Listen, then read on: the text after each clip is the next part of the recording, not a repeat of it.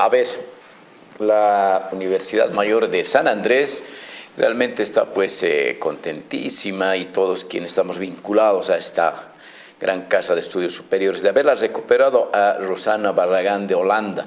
Rosana, bienvenida. ¿Te hemos recuperado de Holanda, no? No tanto, fue una pausa en mi vida.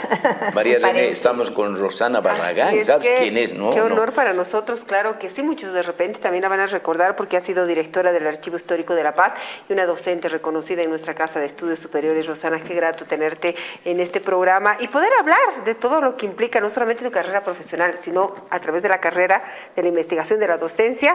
¿Qué es para ti este capítulo relacionado a la minería? Qué gusto, bienvenida. Muchísimas gracias en primer lugar, María René, Luis. Realmente el programa que han hecho es sumamente interesante, el formato que le han dado. Hemos tenido además gente que los ha visitado y ha dialogado con ustedes, así que para mí es un honor, y es un honor también estar aquí en Televisión Universitaria. Rosana, mira, este programa hemos hecho este año por el Bicentenario, y por eso le hemos dado el nombre de Diálogos del Bicentenario, ¿no? Y todo relacionado a la historia, y en este caso el tema de la minería.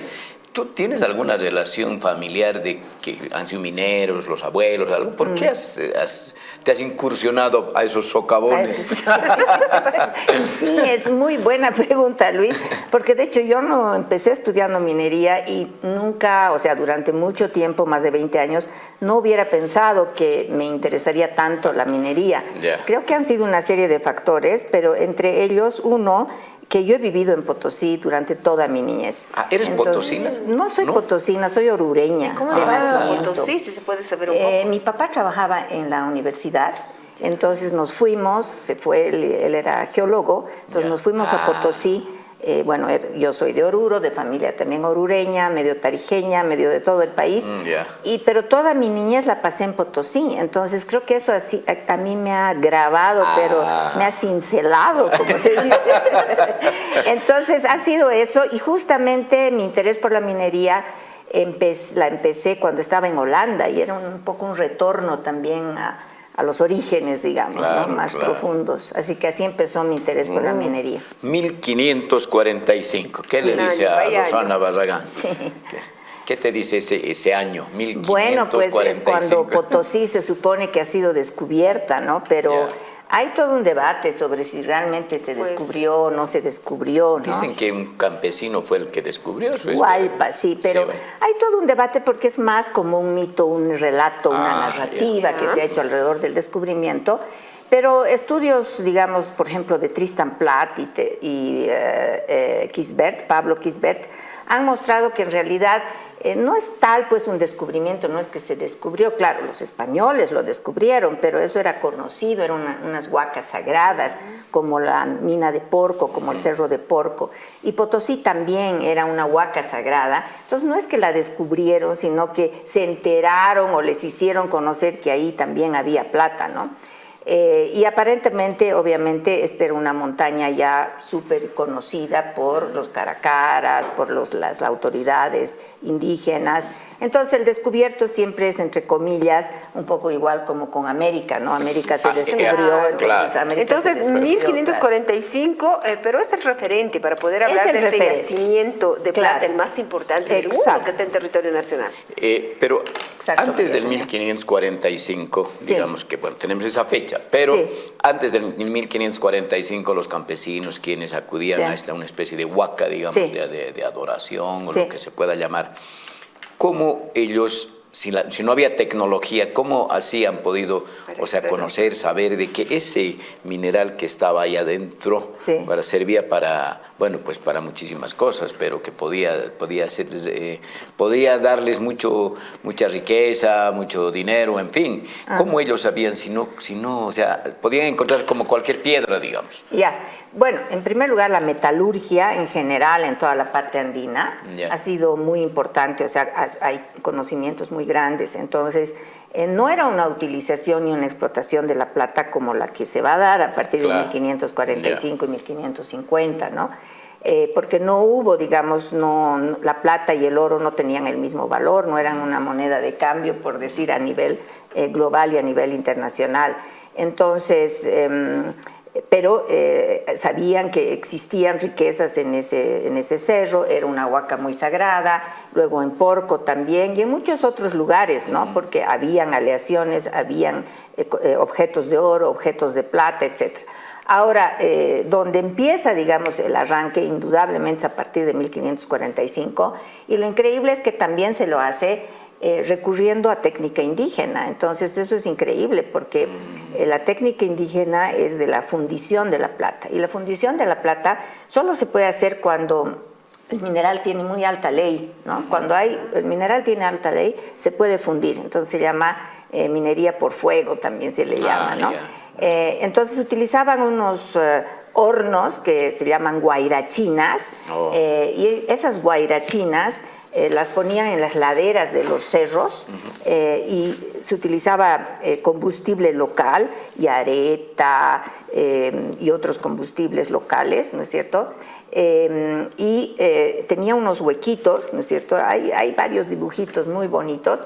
Era un horno así bastante alto con huequitos y por ahí entraba el viento. Entonces soplaba el viento y eso hacía que se combustionara fácilmente. Entonces dice que Potosí a fines del siglo XVI, estoy hablando de 1600 más o menos, 1580, 1590, dice que eran miles de guairachinas que se llamaban, que son estos guairachinas, estos hornos donde ponían la plata y la fundían y se derretía, ¿no? Entonces ese ha sido en realidad el primer auge de Potosí, ¿no? Entonces el primer auge de Potosí se da, digamos, entre 1540 y 50 y 1560, una cosa así. Ese es el primer auge. Claro, se tiene como fecha el 1492 como la llegada de los españoles. 100 años pasa y ya el Cerro Rico empieza a funcionar. Sí, exacto. ¿Sí? Y es muy, muy importante.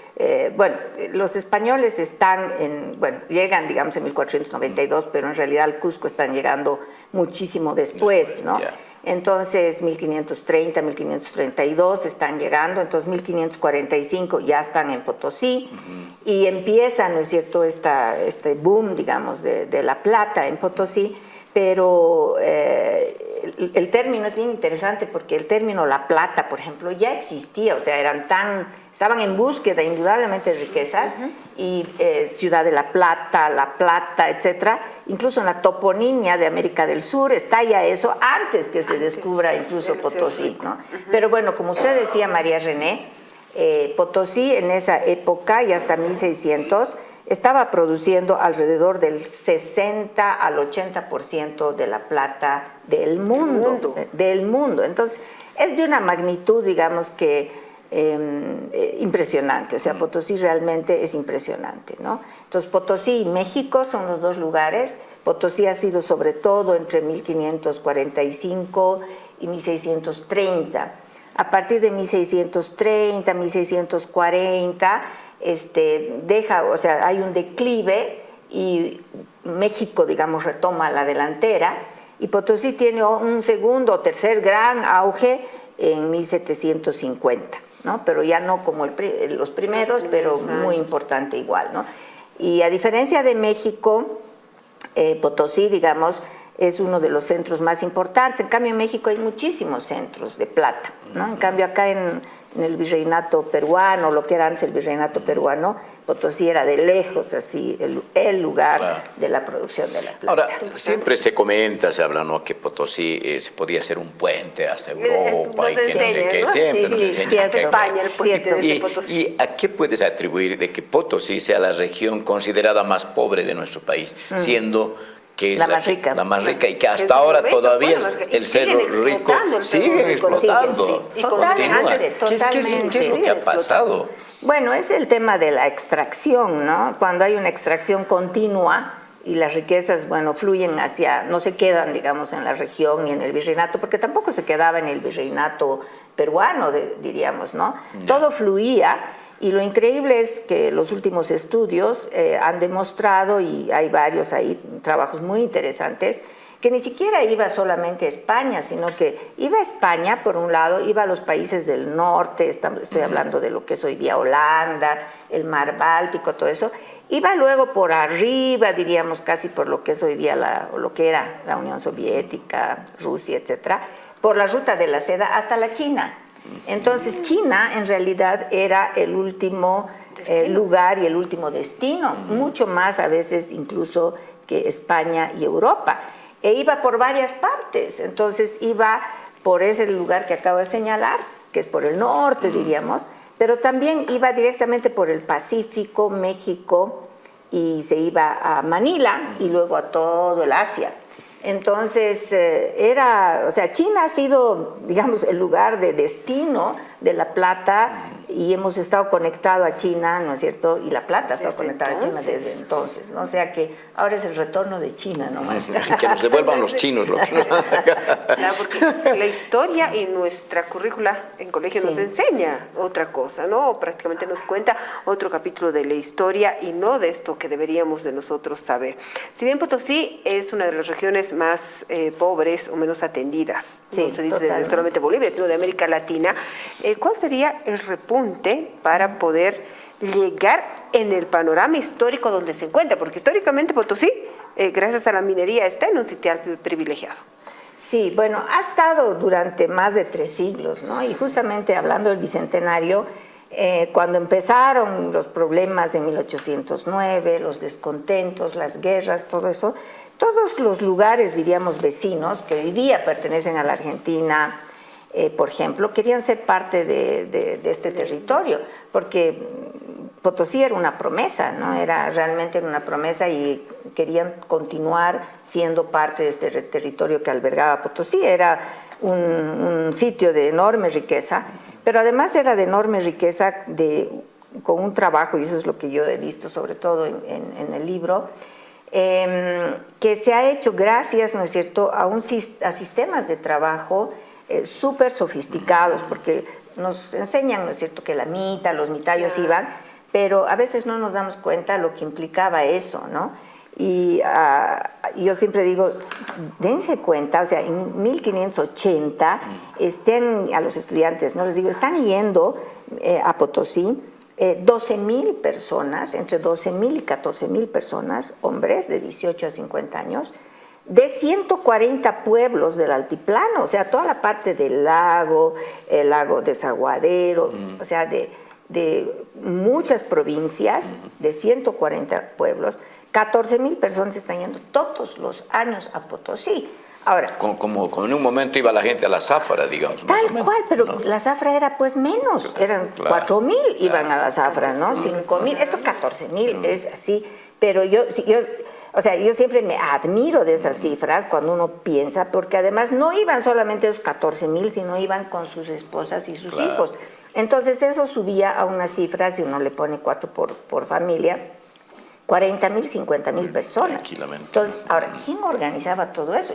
Imagínense hoy día, ni aunque el Estado quisiera hacer convocatoria, claro, no tener, digamos, ese poder de convocatoria, de organización, de distribución, etcétera, no se podía, estaba todo en manos indígenas. Entonces, hay un grado de organización y de organización de esa mano de obra y de esas sociedades que es impresionante, ¿no? Entonces, 40,000 personas que iban todos los años a Potosí y volvían, y otra vez otros 40,000 llegaban a sus lugares de origen y otra vez volvían. ¿Y quiénes fungían como, no sé si la palabra es dueños, propietarios, sí. o quién era?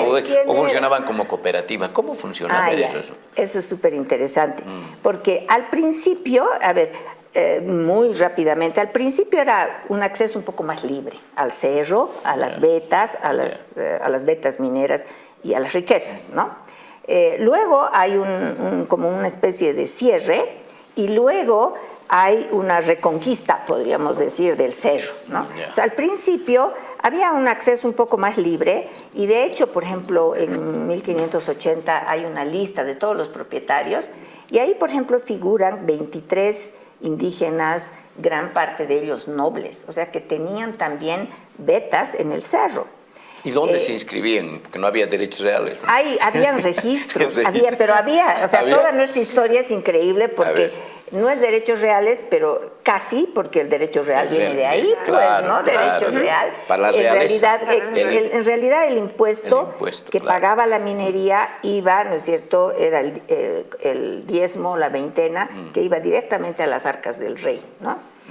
Pero bueno, volviendo al tema de los propietarios, entonces había un acceso un poquito más libre y luego un poco se va cerrando, y se va cerrando alrededor de 1575 con el famoso, no sé si han escuchado hablar ustedes del virrey Francisco de Toledo, que era un virrey que es el que ha organizado, diríamos, casi todo el sistema colonial, ¿no? Andino, no solamente aquí. Con él se va cerrando, entonces los propietarios empiezan a denominarse azogueros, entonces, y señores de minas. ¿Azogueros? Azogueros. ¿Por qué azogueros, no? Claro, sí. Azogueros viene del término azogue, y el azogue denomina al mercurio. Y el mercurio es un elemento que el azogue empezó a utilizarse a partir de 1575 para procesar los minerales. Yo les decía, antes era por pura fundición, ¿no? Sí, pero después cambia el proceso tecnológico y se hace por amalgamación. ¿Por qué? Porque cuando es alta ley se puede fundir los minerales, pero cuando es ya de baja ley se tiene que hacer todo un proceso de mezcla, etcétera, y se lo hace con azogue. Entonces, por eso a estos señores de minas se llama azogueros, porque recibían el azogue de parte del rey a precios muy convenientes, pero además recibían un número de mitallos determinados. Entonces ellos estaban felices, eran más como de entre 80 y 100 azogueros que tenían azogues a buenos precios, la mano de obra disponible de mitallos. Entonces siempre ha sido una empresa, digamos, de la corona, lo que podríamos decir el Estado, y los privados, una asociación entre privados y la corona, ¿no? Ese momento en que llegan los españoles, se encuentran con el gran cofre, sí, con el ¿no? rico, se con el yacimiento. Y claro, los que explotaban eran los campesinos, los oriundos, en fin.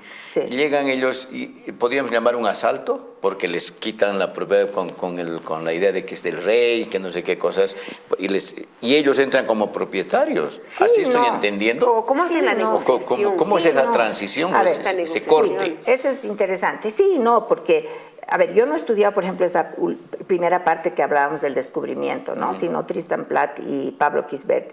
Y ellos plantean que son los propios caciques, curacas nobles, que entregan esas minas al rey. Y ¿por qué entregan al rey? ¿No? Porque es parte de una negociación. Entonces, ellos también estaban negociando y situándose y tratando de reposicionarse en esta nueva sociedad, ¿no? O sea, ha sido se ha perdido un poco la batalla en la conquista inicial, porque es una cosa continua, claro, pero proceso. Bueno, es un proceso, pero hablemos de esta primera etapa. Y en una segunda etapa tienen que los actores reposicionar en las situaciones y en el contexto en que estaban. Entonces, según lo que dicen estos autores, es que ellos son los que entregan estas minas, tanto la de Porco como la de Potosí, a los españoles, ¿no? Son los mismos. Y claro, entonces hay una serie de negociaciones, como que los indígenas, o sea, como la población indígena, y aquí quiero señalar que no estoy utilizando este término de ninguna manera despectivamente, claro. sino es un poco utilizando para la terminología. Claro. Hacen negociaciones y querían continuar siendo lo que llaman señores naturales. Ese es el término que se utilizaba en la época, que son como las autoridades reconocidas por la propia corona española. Entonces, ellos son señores de sus territorios, y la corona española también hace una cosa interesante, o que es, digamos, menos conocida, que en realidad reconoce territorios, ¿no? No les despoja de todos los territorios, o sea, obviamente despoja de un montón, pero les reconoce territorios que en gran parte son los que llamaban los títulos coloniales, lo que los apoderados indígenas en el siglo XX reclamaban. Esto nos pertenece, en realidad eran las tierras sobre las cuales habían recibido títulos coloniales en el siglo XVI y en el XVII. Es decir, cuando hablamos, por ejemplo, de la marca Jesús de Machaca, por decirles, ese territorio de la marca Jesús de Machaca ya había sido reconocida en el siglo XVI, de acuerdo a los linderos y mojones que tenían las propias naciones y grupos en el siglo XVI. O sea, ahí es parte, digamos, de la negociación, ¿no? Son reconocidos como señores de esos territorios, no se impone la propiedad privada, sino que les dan mojones alrededor de un territorio inmenso, ¿no? Entonces, son esas poblaciones las que van a tener que ir a la mitad. Claro, pero es bien interesante esto, ¿no? O sea, unos extraños vienen y ellos son los que a los dueños les empiezan a parcelar, más o menos así se entiende esto, ¿no? Es que no es aparcelamiento, ¿no? Porque parcelamiento es parcela, claro, es un territorio delimitado, una tierra y cuando le están dando sus territorios, ¿no se está delimitando también más? Claro, allá? Claro, entonces, se delimita, claro, porque se delimita. Claro, la parcela no siempre te está diciendo poca cantidad, sino, bueno, sí. el lindero, digamos, o qué. Tal vez habría que hacer, territorio es un concepto tal vez más amplio, ¿no? Yeah. Las parcelas están como dentro del territorio, yo un poco lo veo así, ¿no? Entonces, claro, delimitan todo lo que va a ser territorio, que podía ser territorio indígena y todo lo que podía ser territorio de la corona. Eso es parte del proceso de conquista y colonización. Ese ha sido el punto de partida también de la colonización, ¿no? Terrible. Terrible. Sí, si uno piensa es así. Sí.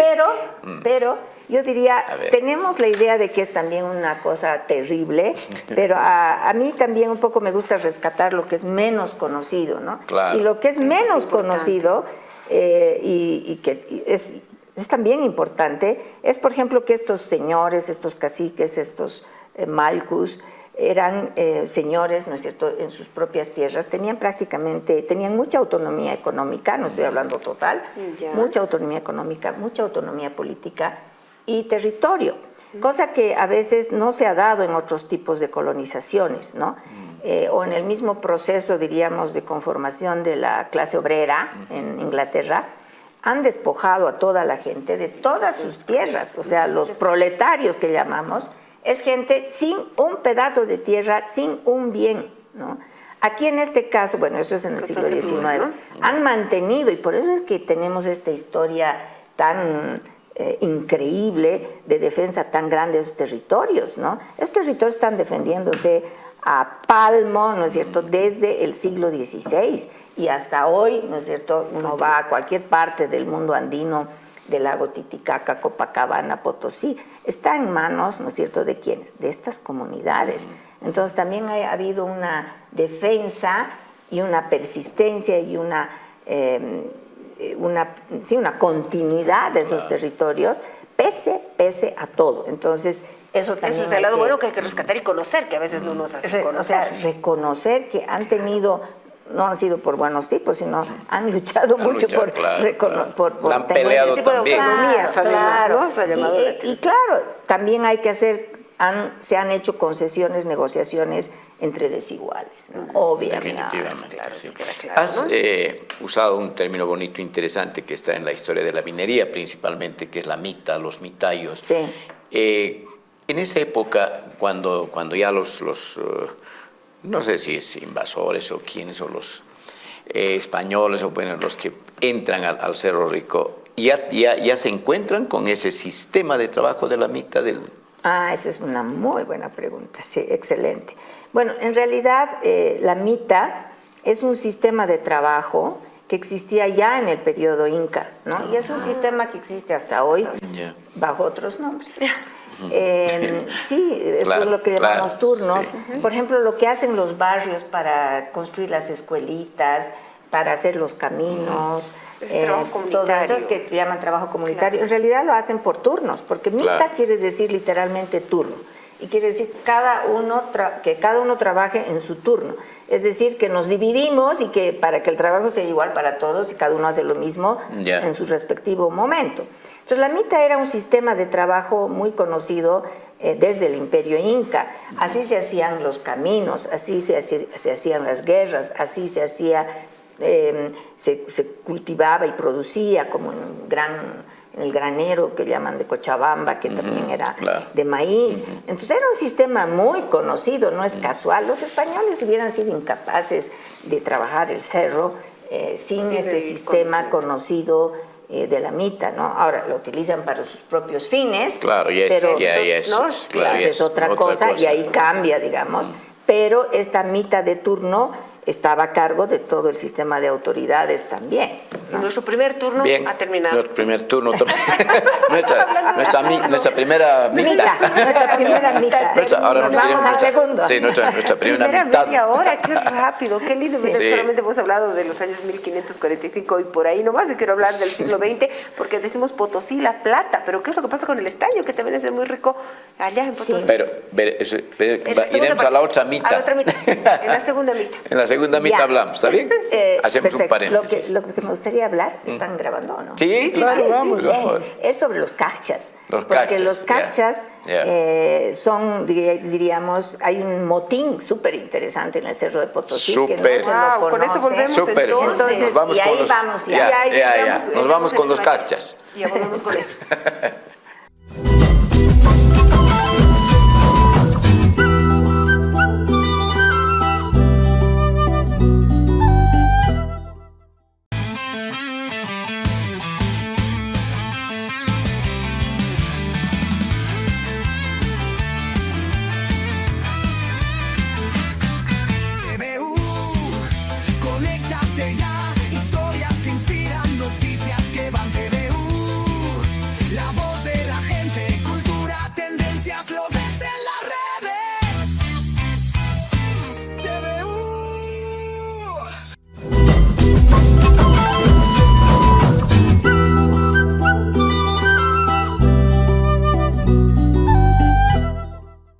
Bueno, yo quisiera, como les había dicho, retomar el tema mencionando a los famosos cachas. A ver, los cachas. ¿Quiénes son? ¿De dónde vienen? No, es una historia fascinante la de los cachas. No, como todo lo que estamos conociendo en esta mañana, en esta jornada de nuestra gente. ¿Quiénes eran los cachas? Los cachas en el siglo XVIII se hacen famosísimos, ¿no? Entonces, incluso hay un Agustín Espi, que le llamaban el cacha, del cual nos habla Arzán Sorsúa y Vela.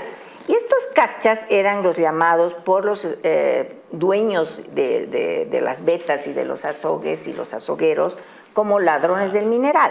Pero no son simples jucus que van, roban el mineral y se van, ¿no? Sino eran grupos organizados y que logran, ¿no es cierto?, no solo sacar el mineral, sino también procesarlo. Entonces, y eso es bien interesante, que no he dicho en la anterior parte, quisiera retomar aquí, y es que cuando hablamos en general de La Plata, creemos, en esta época además, de que somos un país extractivo, por lo tanto se saca la plata y se la saca hacia afuera, ¿no?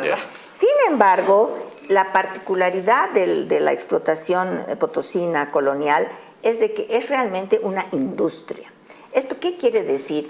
Que hay tecnología, hay lugares donde se procesa la plata. Teníamos todo el proceso desde el mineral, desde la tierra y el mineral, hasta, ¿no es cierto?, la moneda. Es decir, que es una commodity. Cadena de producción. Exactamente. Exactamente, tenemos toda la cadena de producción. Hoy día no tenemos la cadena de producción en el país. En el periodo colonial sí había la cadena de producción. ¿Y cuándo se la pierde esta cadena? Entonces? Se la pierde con el estaño. Se la pierde con el estaño. Pero a ver, pero vamos a los cachas. Entonces, cachas. estos cachas se organizaron y los llamaban cachas porque andaban además con sus ondas, con sus liwis, y los pusieron en jaque a todo el mundo de los propietarios en Potosí, porque entraban los fines de semana y eso era autorizado, entraban los sábados, entraban los domingos y sacaban todo el mineral que podían. Y era para ellos. Y era para ellos, ¿no? El lunes entraban los mitayos y los mingas. Entonces resulta que estos señores, pero no solamente se hacían dueños, digamos, de ese mineral que sacaban el sábado y domingo, sino que también los procesaban, es decir, que no eran simples ladrones y ladronzuelos, sino que tenían trapiches, es decir, unos molinos artesanales como el Batán más o menos, y ahí procesaban la plata, obtenían la plata y la vendían a la propia corona como hacían también los mineros. Entonces hicieron además, no fue fácil esto de los cachas, porque hubo un motín en 1751, 1752, 1756, y de hecho la imagen que está ahí, la tapa del libro, aprovechemos para también mostrar el libro. A ver, este es el gran libro que ha hecho Rosana. Gracias. Seguiremos con los cachas. Ahí en la tapa del libro justamente está, yo sostengo que hay una representación de los cachas, porque hasta hoy se celebra el Tatacachu en Potosí, ¿no es cierto? Entonces los cachas en ese momento hacen un motín y se produce todo un problemón en la ciudad de Potosí, les hacen un juicio increíble y eran unos señores que se escapaban, o sea, los ponen en jaque, pero llegan a producir, y esto es lo importante, hasta el 50% de la plata potosina en el siglo XVIII. Los cachas. Los cachas y los trapicheros. O sea que los españoles españoles y otros, estaban produciendo el 50% y el resto, el otro 50%. Eso es enorme. Entonces, se podría hablar de una economía paralela. Claro, que los cachas no eran como que unos ladronzuelos, sino eran como un sindicato ya, pues, ¿no? Exactamente, se van a convertir luego en sindicatos, eso es muy interesante. Entonces, ya se han organizado. Entonces eran cuadrillas súper bien organizadas, trabajaban mujeres, tenían sus trapiches, entonces toda una coordinación impresionante, y eso se da prácticamente casi todo el siglo XVIII, desde 1750 hasta 1800. Rosana, en todo este periodo, ¿hay algún momento en el cual, a través de la investigación, se ha encontrado más o menos el volumen de plata que se ha trabajado con todo lo que estamos hablando? Porque hay cifras, te dicen, como comenzábamos y Luis hacía referencia, ¿no? Desde Potosí hasta España, el puente lleno de plata, que te da una idea, pero si hablamos de volúmenes, yo creo que la gente claro, son 150,000 toneladas, en realidad, que se ha sacado entre 1500 y 1800 de toda América, ¿no? De toda América se ha sacado 150,000 toneladas y 61% venía básicamente de Potosí en esa en la primera etapa. Entonces se tiene. Ahora, la magnitud de la producción, digamos, hoy, pues esas 150,000 toneladas tal vez se las puede hacer hoy, digamos, en 20 años, ¿no? Pero la magnitud para la época era enorme. Y por otra parte, la tecnología también es impresionante, porque uno piensa que esto se trabajaba así. Muy artesanal. Hay una minería artesanal, siempre ha existido, pero hay también una tecnología y un conocimiento y una sabiduría que es además indígena.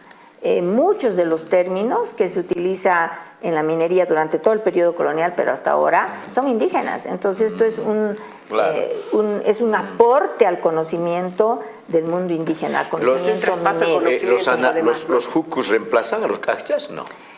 Lo que pasa, jucu se ha utilizado más en Oruro, ¿no? Y entonces cachas es un término mucho más potosino, diríamos. Pero hoy día los jucus realmente van y sacan el mineral y la venden a las empresas nacionales y a las transnacionales, ¿no? Es el caso de Manquiri, es el caso de Colquiri y de cualquier mina, las de Yayagua, etcétera, etcétera. Los cachas, la particularidad de los cachas, y esa es la diferencia, es que ellos procesaban también el mineral, por eso yo siempre hago esa diferencia. Pero los cachas, volviendo ahora al siglo XX, diríamos, o XIX, se logran organizar en sindicato a principios del siglo XX, por los años 30, 38, 1930. Claro. Ahora, su auge, diríamos, ha sido entre 1750 y 1800. La minería decae después con las guerras de independencia y todo. Casi todo el siglo XIX tiene, digamos, un rol mucho menor. Entre 1800 y 1890, 1880, la minería es mucho menos importante. Pero retoma en 1880, 1890 y ahí con la minería del estaño, diríamos, en 1938 y con la famosa constituyente, le digo yo, pero que en esa época se llamaba la Convención de 1938, ahí es donde se los reconoce a los cachas. Es la primera vez que se los reconoce a los cachas como entidad colectiva, grupal y que era capaz de recibir concesiones del Estado como cualquier otro actor. Claro.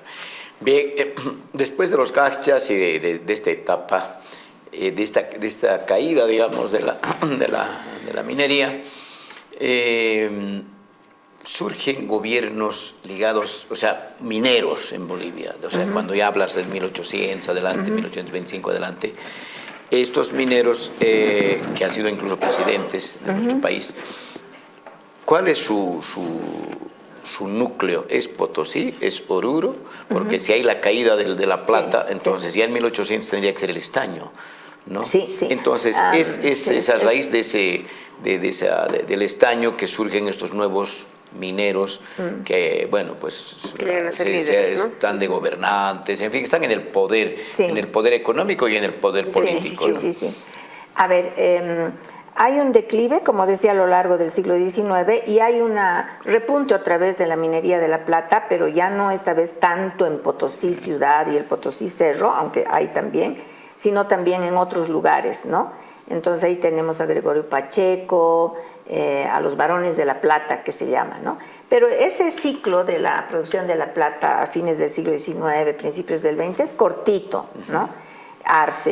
Aniceto Arce, etc. El que va a ser indudablemente mucho más importante ya es el ciclo del estaño, ¿no?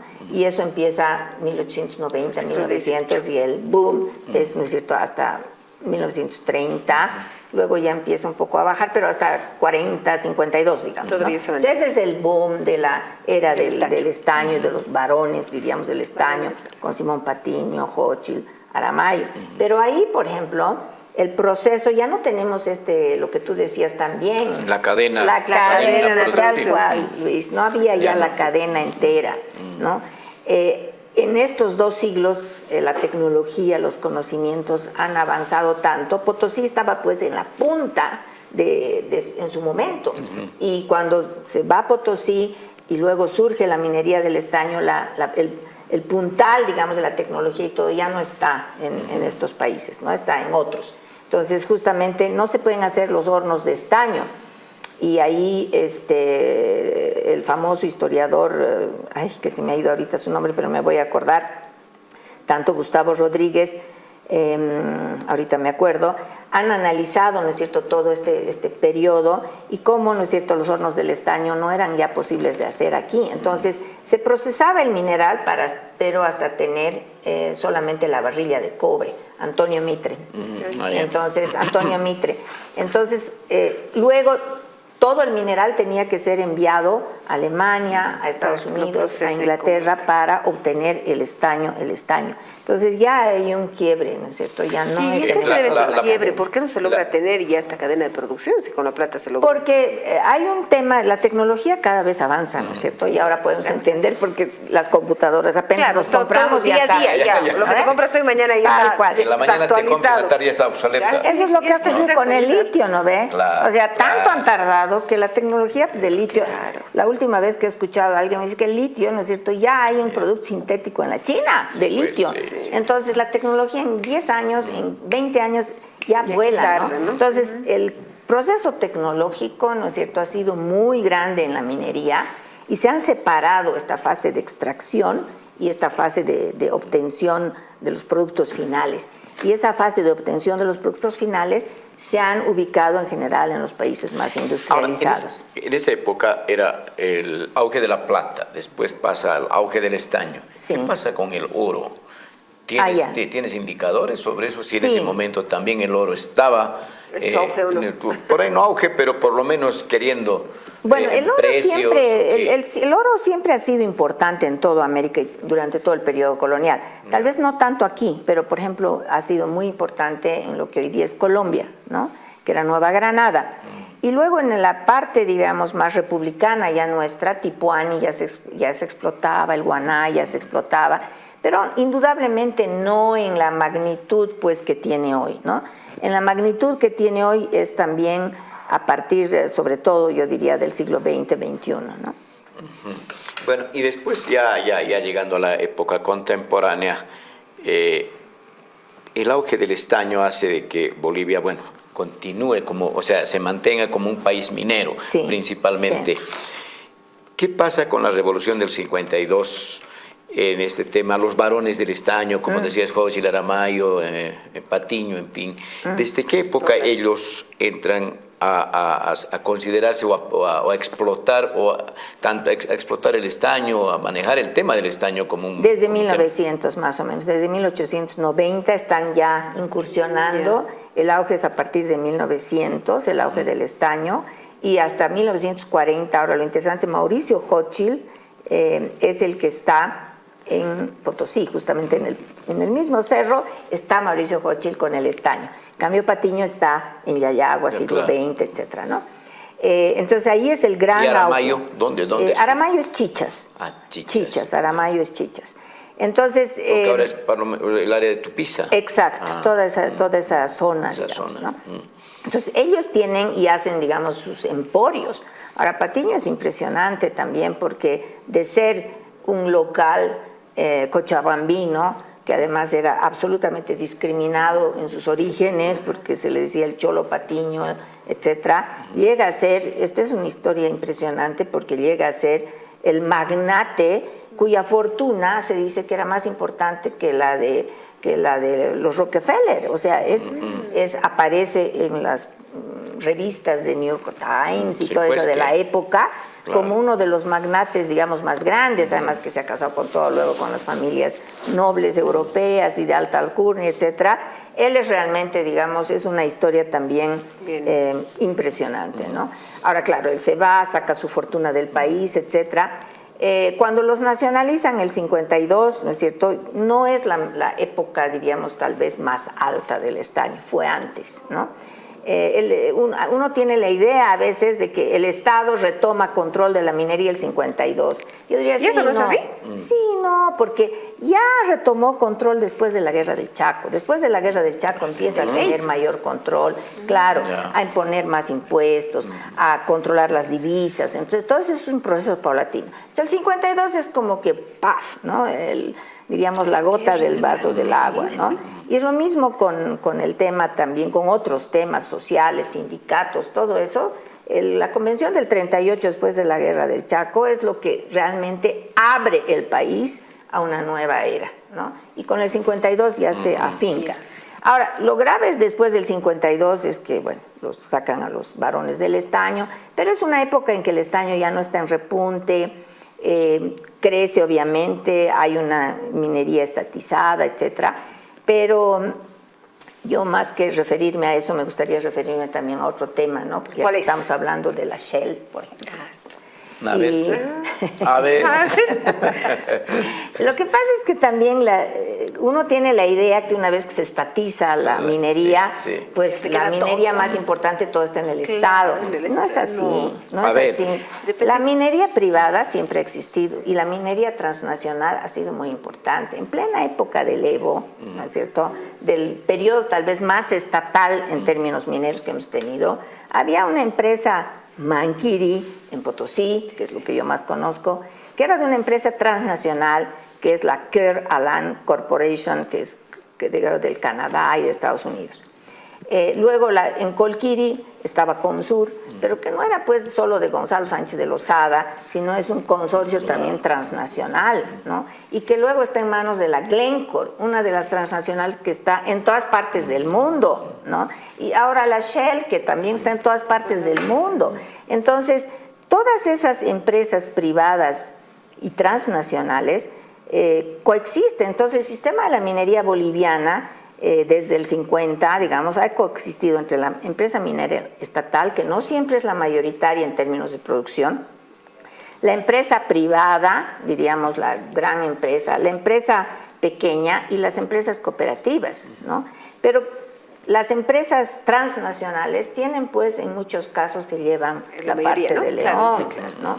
Incluso por la propia tecnología. En Potosí los cooperativistas mineros les vendían todo lo que tierra, o sea, toneladas de camionadas a Manquiri, y Manquiri era la que procesaba. Entonces hay una coexistencia entre cooperativistas y transnacionales clave. En Colquiri, que es el otro ejemplo, digamos, donde estaba la Glencore, que nos han seguido un juicio por 350 millones de dólares hemos perdido por la nacionalización de Colquiri, y se ha pagado abogados. Ahora nomás he escuchado, claro, decía, más que incluso los 350 veces es lo que se paga a los abogados. por haber estatizado, ¿no es cierto? Eso yo no digo que no debían, pero lo que digo es que toda decisión tiene sus consecuencias. Claro, toda acción tiene su reacción. Tiene unos costos gigantescos, y es lo que está pasando con la Shell. Estaba viendo las declaraciones y dice, no, lo que pasa es que las empresas también tienen que cumplir sus compromisos. Claro, tienen que cumplir, pero también el Estado se pone sus propias bombas y minas que explotan, ¿no es cierto? Sus campos minados. Sus campos minados ahí. Por ejemplo, a mí lo que me ha llamado la atención de Colquiri, yo pensaba, hasta cuando he analizado y estudiado un poco el tema de Colquiri, ahora en el siglo, o sea, así, hace décadas, hace unos 30 años nada más, o 20, yo pensaba que los cooperativistas estaban aquí y la empresa, ¿no es cierto?, de Glencore estaba en otro lado. Están en el mismo cerro. Y entonces, ¿cómo se dividen el territorio? Imagínense, su propia casa dividida en dos. Entonces, la empresa transnacional tenía los pisos a más profundos, a mayor profundidad, las vetas a mayor profundidad, y los cooperativistas, los de la superficie, ¿no? Entonces, eso es una mina de tiempo, un reloj de tiempo que les iba a explotar tarde o temprano. Y eso es lo que ha sucedido. Y Rosana, y en este análisis que haces de la empresa transnacional, ¿qué puedes comentar sobre San Cristóbal? Yo conozco menos San Cristóbal, conozco mucho menos, no me atrevería a decirte mucho, pero lo que a mí me interesa señalar es de que primero tenemos que cambiar la mirada que tenemos en general es que miramos estatal o privada. Nos olvidamos que las transnacionales han coexistido muy bien con el régimen de Evo Morales y seguramente van a seguir coexistiendo muy bien. Segundo, ¿no es cierto?, que todos los arreglos son muy poco transparentes. No, yo he tratado de conseguir los acuerdos, ¿no es cierto?, que hacen con las transnacionales o las concesiones, porque es Comibol, es el Estado que les da las concesiones. No se puede encontrar así nomás. Yo he accedido a Colquiri, ¿saben gracias a qué? Gracias al juicio, porque el juicio tenía que estar público. Entonces, por eso es que he accedido, pero ningún documento se puede, no se puede acceder. Público. Entonces, no se sabe, no se conoce. ¿Y ese juicio cuándo hace la empresa a nuestro país? El 2000... Ah, eso es reciente. Pero sí, el de Colquiri es 2000, a ver un ratito, creo que 2007, si la memoria no me falla, pero es alrededor de ese entonces, cuando la nacionalizan, empieza. Podemos buscar ahora en Google cuando nacionalizan Colquiri, 2009. Entonces, ahí empieza el juicio, ¿no? Y hemos perdido 350 millones de dólares. O sea, y ahora vamos a perder con la Shell no sé cuántos millones de dólares. Bueno, a ver, redondeando un poquito esta última etapa, ¿qué opinas cuando nacionalizan las minas, aparece la Corporación Minera de Bolivia? ¿Qué efecto en la economía de nuestro país? ¿Mejora, empeora, está bien, está mal? ¿Cómo analizas? Bueno, a ver, yo creo que no se puede decir o empeora o mejora, porque yo creo que ha habido muchas cosas muy buenas, ¿no? Pero también ha traído sus problemas, ¿no? Tal vez lo que yo veo un poco de manera crítica las políticas estatales en general, y yo diría nuestra sociedad, porque a veces también le echamos toda la culpa al Estado, y en el fondo nosotros también somos responsables y corresponsables de lo que sucede, ¿no? Peleamos mucho por leyes, por normas, que los saquen, que los metan, que se apruebe la ley, etcétera, y nos olvidamos del control fiscal y fiscalizador. Una vez que lo sacan, una vez que aprueba la ley, ¿no es cierto? ¿Qué pasa? ¿Cuáles son los procedimientos? Si se cumple tal cual. Pues esa es la situación con todas las políticas estatales. Entonces, por ejemplo, Comibol era excelente porque dio 8 horas, o sea, las 8 horas ya habían sido conquistadas, pero respetó, amplió los derechos laborales, subió los salarios. Es la época, digamos, cumbre también del proletariado boliviano. La creación de la Central Obrera Boliviana. La creación también de la Central, de la FCTMB, todo, ¿no? Pero al mismo tiempo tienes unas empresas también crecidas de supernumerarias, que un poco la historia también que ha sucedido con el gas, ¿no es cierto?, que el gas se hace gas porque no se hacen inversiones. Entonces, un poco es esa planificación, ese seguimiento, ¿no? Pero ahora, este tema digamos, hablando un poco en limpio, los cooperativistas, estaría muy bien, pero está muy vinculado a la política, ¿no? Sí. Porque los cooperativistas, por ejemplo, se han convertido en unas fuerzas pero terribles, que además, por haber entrado incluso a la vida política, tener representantes en el Parlamento, han hecho que las leyes de las que tú hablas también sean un poco manejadas hacia su lado, ¿no? Entonces, un problema serio que parecería de una bola de nunca acabar. Pero esa es la política, ¿no? Los intereses, los actores van a pelear siempre por sus propios intereses, lo cual no es per se malo, ¿no? O sea, es normal que cada actor pelee por sus propios intereses. El tema es que hay también un interés nacional, ¿no? Hay un interés mayor, digamos. Claro, porque si el interés es particular y ese interés va en desmedro de lo nacional, es el caso, por ejemplo, de las cooperativas, que el impuesto pagan, creo que no llega ni al 4 ni al 5%. Si vas a una farmacia, no hasta por una, no hasta por por una pastilla te tienes que pagar el 16%.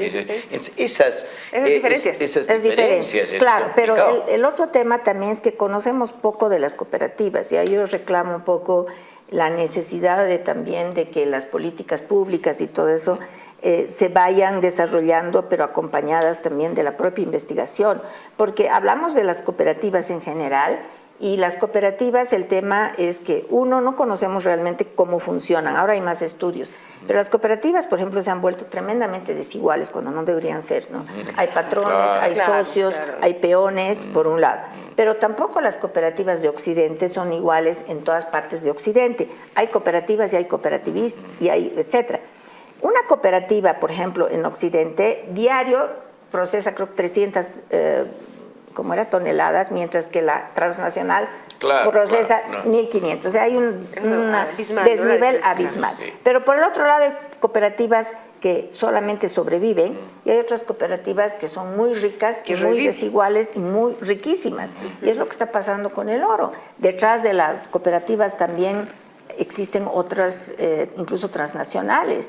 Entonces, el sistema de las cooperativas no es igual para nada, ¿no? Entonces, hay que conocer un poco más cómo funcionan estas cooperativas. Y eso tendría que la política pública estatal un poco conocer y acompañar toda esta situación. Rosana, tenemos que lagrimear. Se ha acabado el tiempo. Vamos a llorar de pena. No, yo les agradezco, Luis, por esta oportunidad. Qué gusto, qué privilegio, qué linda conversación. Gracias, les agradezco. Tenemos que hacer una cooperativa. Sí, pero igualitaria. Igualitaria, conociendo el detalle que va a implicar, ¿no? Pero también tenemos que lagrimear porque es el último programa de diálogos del Bicentenario. Terminamos un ciclo que nos ha dado grandes satisfacciones y qué gusto. Felicidades a ustedes por todo este ciclo y por todo lo que están haciendo en la universidad a propósito del Bicentenario, que han hecho varias actividades. Gracias. No, pues gracias a ti, tu presencia pues le ha dado también, le da riqueza a todo este ciclo que hemos trabajado en el tema de la historia. Pastel, ¿no? Pero en comunicación nos reinventamos y a ver, ojalá existan sorpresas. Sí. Exacto. Ojalá que puedan continuar. Ojalá.